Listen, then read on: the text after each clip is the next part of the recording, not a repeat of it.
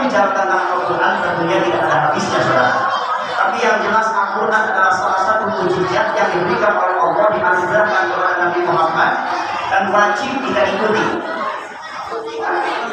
Jangankan kita mengikuti secara hafal, Al-Quran mampu untuk itu. Tambah lagi dengan ayat-ayat Amsal.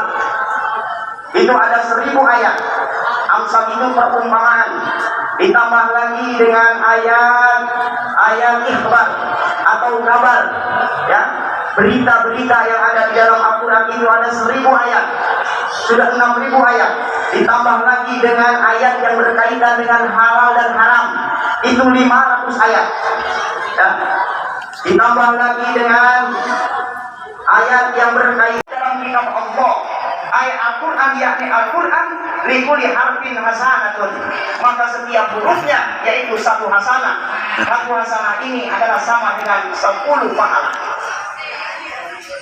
Kita bisa bayangkan kalau kita baca dalam 10 hari kemarin, kita bisa menghatamkan Al-Quran 30 juz, berarti 1.027.000 huruf kita baca, kalikan 10 hasanah, 10 pahala.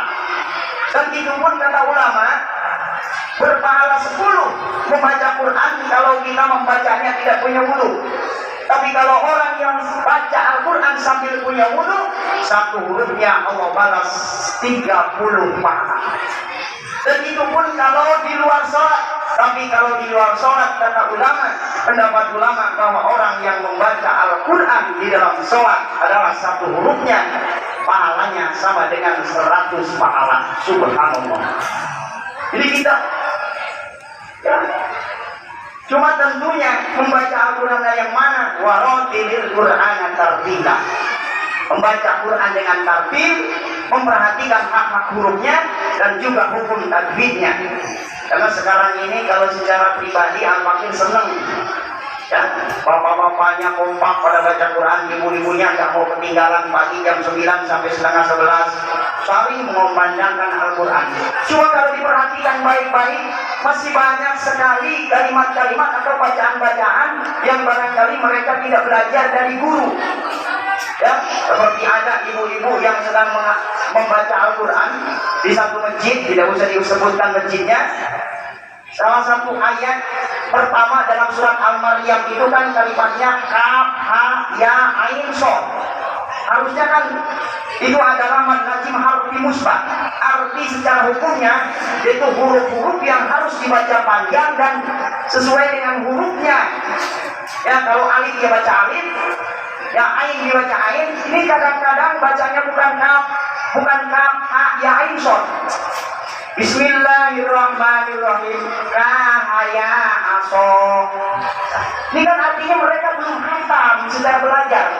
Ya, ini perlu perbaikan, jamaah sekalian.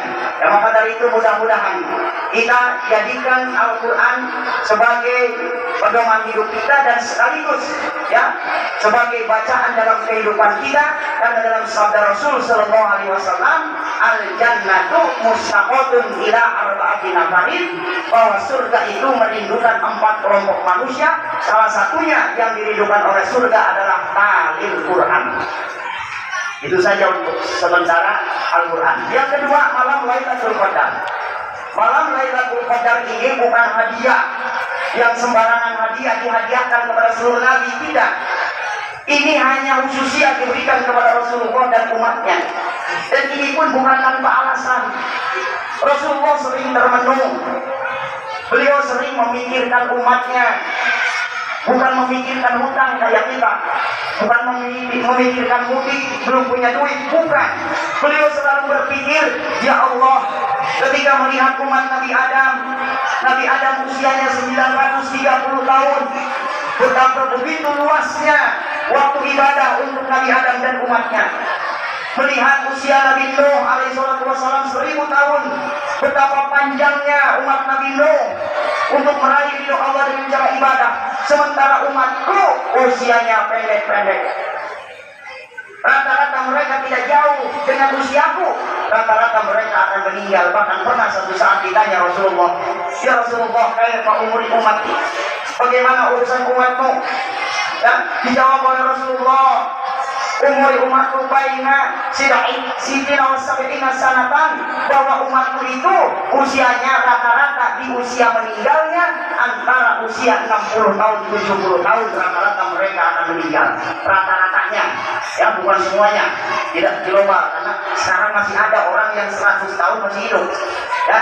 Tapi Nabi memprediksi bahwa usia umat Nabi Muhammad itu tidak jauh antara 60 sampai 70 tahun, rata-rata mereka meninggal dunia.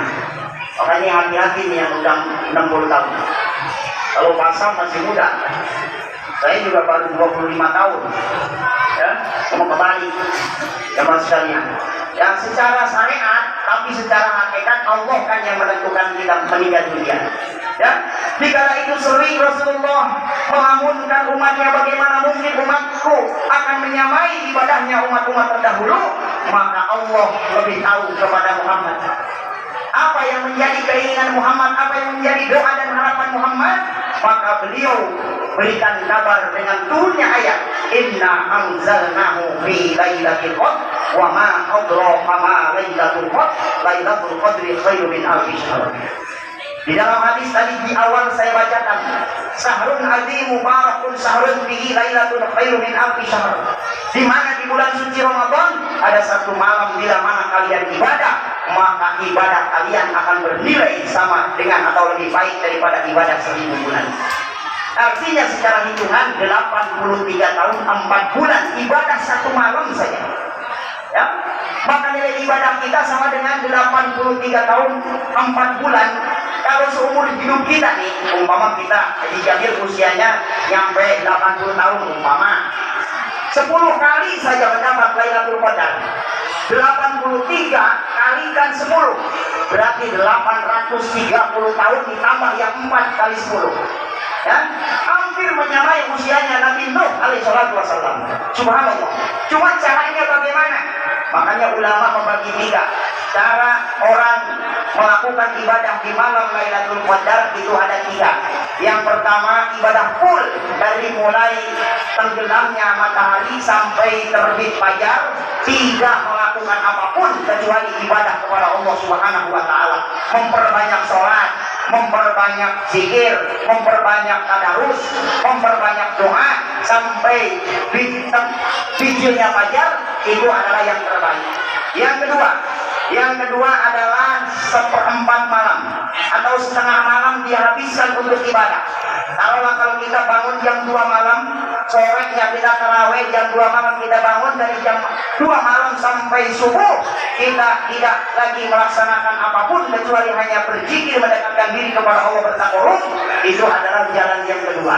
Dan jalan yang paling ringan adalah minimal orang yang menghidupkan sholat malam, diantaranya berjamaah sholat isya dan berjamaah sholat subuh, itu adalah sudah termasuk orang-orang yang mendapat malam Lailatul Qadar ya.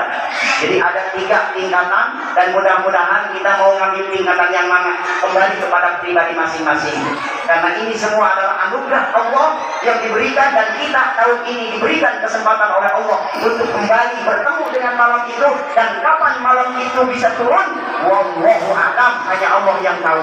Yang jelas dari mulai Ramadan sampai akhir Ramadan, jangan tinggalkan sholat isya berjamaah, sholat subuh berjamaah, apalagi di malam harinya kita tarawih, tahajud, dan juga sholat-sholat yang lainnya, terutama sholat sunat rawatib, sholat sunat yang disunahkan yang mengiringi sholat fardu. Mudah-mudahan Allah panjangkan usia kita dalam taat, Allah wafatkan kita dalam husnul khotimah, dan mudah-mudahan Allah berikan kekuatan iman dan kekuatan Islam sampai akhir Ramadan kita masih istiqomah melaksanakan ibadah, bahkan sampai bulan Syawal 11 bulan yang akan datang. Allah berikan petunjuk kepada kita semua, Allah berikan taufik serta hidayah, dan mudah-mudahan kita semua termasuk orang-orang yang ibadahnya diterima oleh Allah Subhanahu wa taala. Itu saja, mudah-mudahan ada manfaat khusus bagi al-fakir, umum bagi seluruh jamaah. Wallahu muwaffiq ila aqwamit thoriq. Assalamualaikum warahmatullahi wabarakatuh.